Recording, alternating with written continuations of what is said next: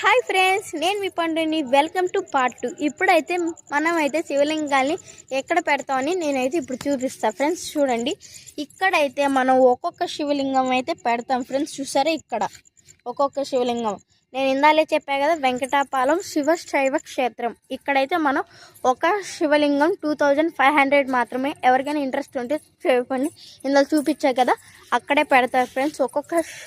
ఒక్కొక్క శివలింగం అక్కడే పెడతారు, అది కూడా మన పేరు మీద. అంటే ఇవి 1 కోటి అయ్యే వరకు పెడతారు ఫ్రెండ్స్. ఒకవేళ కోటి అయితే అందులో కోట్లో మనది ఒకటి ఫ్రెండ్స్. మనమైతే మీరైతే ఎవరైనా పెట్టుకోవచ్చు ఫ్రెండ్స్. ఇక్కడ ఇందాకలే చెప్పా కదా, 2500 ఒక్క శివలింగం 2500 ఫ్రెండ్స్.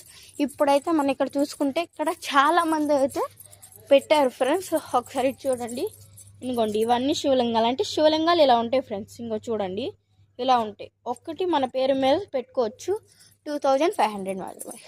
ఇక్కడ చూసుకుంటే ఇది కాళీమాత ఫ్రెండ్స్. ఇక్కడ కాళీమాత అవన్నీ ఉన్నాయి. ఇది కాళీమాత విగ్రహం. ఇవి మామూలుగా శివలింగాలు ఫ్రెండ్స్. మీరు చూసినట్టయితే ఇందాక నేను చెప్పా కదా, ఇవన్నీ శివలింగాలు. చూసుకున్నట్టయితే మీరు ఈ 2 బ్లాక్స్ వరకే శివలింగాలు అయితే వచ్చినాయి ఫ్రెండ్స్. వాళ్ళ పేరు మీద వాళ్ళు పెట్టుకున్నారు. ఇంకా ఇక్కడ చాలా బ్లాక్స్ అయితే ఖాళీగా ఉన్నాయి. మనం కూడా మన పేరు మీద పెట్టుకోవచ్చు. ఇందాక నేను చెప్పా కదా, ఇటు నుంచి చూసుకుంటే మనం అన్నీ చూసుకోవచ్చు.